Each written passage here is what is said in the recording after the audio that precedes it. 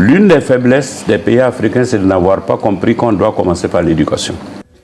Ça, c'est le président du Botswana. Africa generally is a very young continent with a median age of 19.3. Botswana's median age is 25. And so with such a population, Africa is poised to rule the world. Qui est un pays que j'apprécie beaucoup. Mais lors de cette conférence, ce qu'il a dit, je suis totalement pas d'accord avec ce qu'il a dit. Et ça, c'est un discours qu'on écoute beaucoup en Afrique. En fait, lors de ce forum, il explique que l'Afrique, c'est l'avenir du monde parce que on a la population la plus jeune. Or, l'agence Ecofin nous apprend ceci.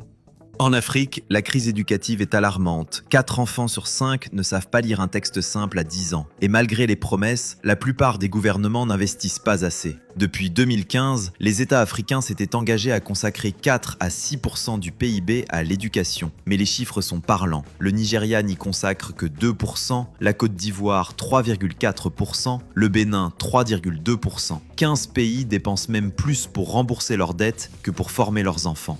Résultat, plus de 100 millions d'enfants restent hors de l'école. Pour atteindre l'éducation universelle d'ici 2030, il faudrait construire 9 millions de salles de classe et recruter 11 millions d'enseignants. La Namibie prouve que c'est possible, avec 23% de son budget national dédié à l'éducation. L'Afrique sera bientôt le continent le plus jeune du monde. Sans éducation, c'est une bombe à retardement. Depuis que je suis revenu en Afrique pour faire la promotion de l'éducation, j'ai l'impression que personne, que ce soit les Occidentaux, personne n'a jamais pris le temps d'expliquer aux Africains ce que j'ai appelé le processus du développement.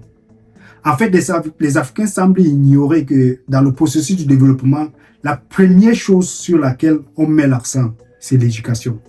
La première chose sur laquelle on met l'accent, c'est l'éducation lorsqu'un pays veut se développer. En fait, c'est la mission que je me suis donnée à responsabiliser et à faire prendre conscience à tous les acteurs de l'éducation, que ce soit les parents, que ce soit le gouvernement, que ce soit les chefs d'établissement, les enseignants et les enfants eux-mêmes. Chacun doit prendre ses responsabilités. Et c'est bien pourquoi Education Universe est là. Accompagner tous ces acteurs de l'éducation pour mieux accomplir leurs tâches dans le processus éducatif. Merci et à la prochaine.